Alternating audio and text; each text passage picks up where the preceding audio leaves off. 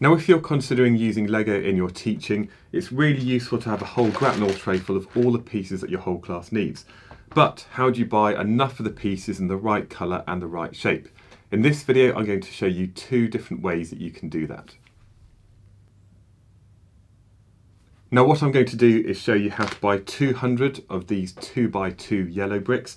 I often use these to represent protons. We're going to have these red ones to represent neutrons, so that's a 2x2 brick. And also, we have these 1x1 grey pieces to represent these smaller electrons. So we're going to buy 200 of each of these. Now, in this guide that I made, towards the back, I talk about two places. We've got Pick a Brick, and also we have BrickLink. And also on the very rear page, I've got a list of the Lego codes to actually find some of these bricks.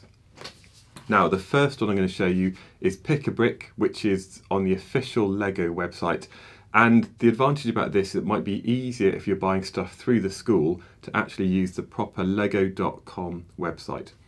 Now, if you look for Pick a Brick, you can basically find any brick or a lot of bricks in any kind of colour, and you can buy as many of them as you want. So we're going to search for this 2x2 brick, and this has a code 300324, and then here we can see we've got this 2x2 brick in yellow. If I pick that, we can update the quantities later. I'm going to do the same thing when it comes to the red one, which has a code 300321. I'm going to pick that, and then the final piece, again it's another brick. This one here has a longer code, which is 4211. 098. So if I type that in, this is the brick I'm going to use. I'm going to pick that. And what we can now do is we can just update the quantities over here. Like so. And then, 200 of those. And then we can see that the total cost for these is £64. I'm going to place the pieces in my bag. And what I can then do is go to the checkout. Now, that's all pretty straightforward. It's quite quick, especially if you know the bricks that you want. But there is a different way, which is cheaper, but it might not be so easy to do through your school. So BrickLink is amazing. You can buy so many bricks in any colour that you want. So what we're going to do is we're just going to go to the search bar at the top. We're going to enter the code 300324. And this then brings up the brick 2x2, and if I click on this, there's actually quite a lot of options. Now, I've already made my own BrickLink account, and what I'm going to do down here is I'm going to look for the lots for sale, and I'm going to choose the colour that I'm after.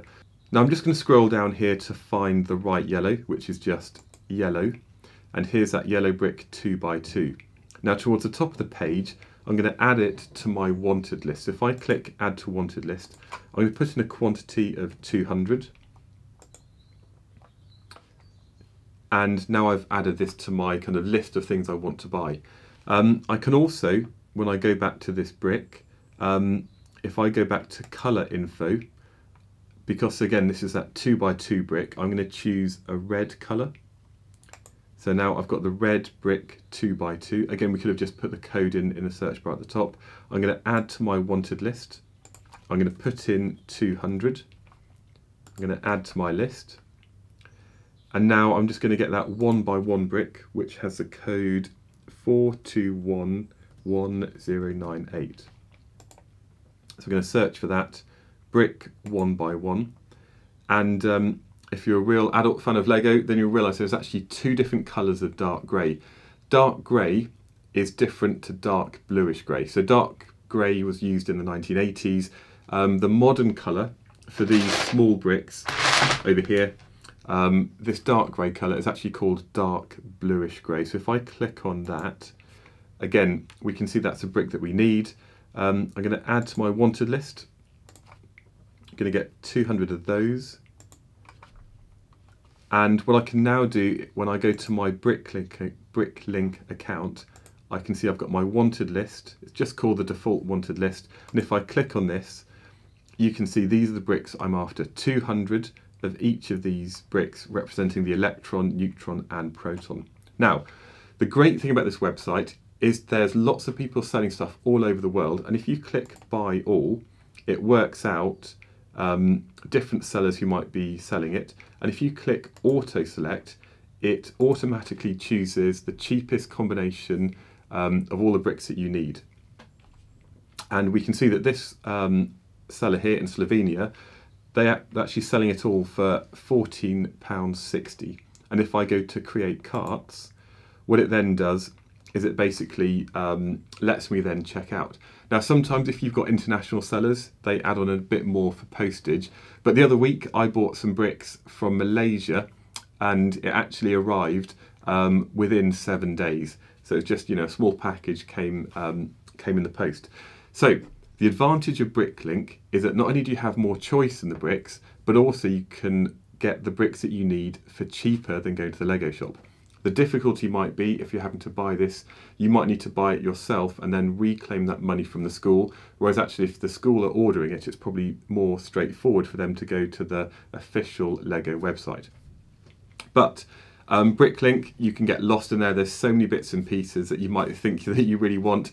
But ultimately, if you've got lots of the same brick, it means that all of the students can get just the bricks that they need if it comes to modelling bits of the world around you. And I think that this is something which is really useful for students to actually have in the lesson. So those are just two different ways to buy Lego. We've got Pick a Brick and also we have BrickLink. Thank you for watching, and if you haven't already done so, make sure that you do subscribe to me on YouTube to stay updated with all of the latest videos that I'm doing, including lots more Lego, as well as all the other proper videos where I just use the real scientific equipment to explain everything that your students need to know for both GCSE and A-level physics. Thank you.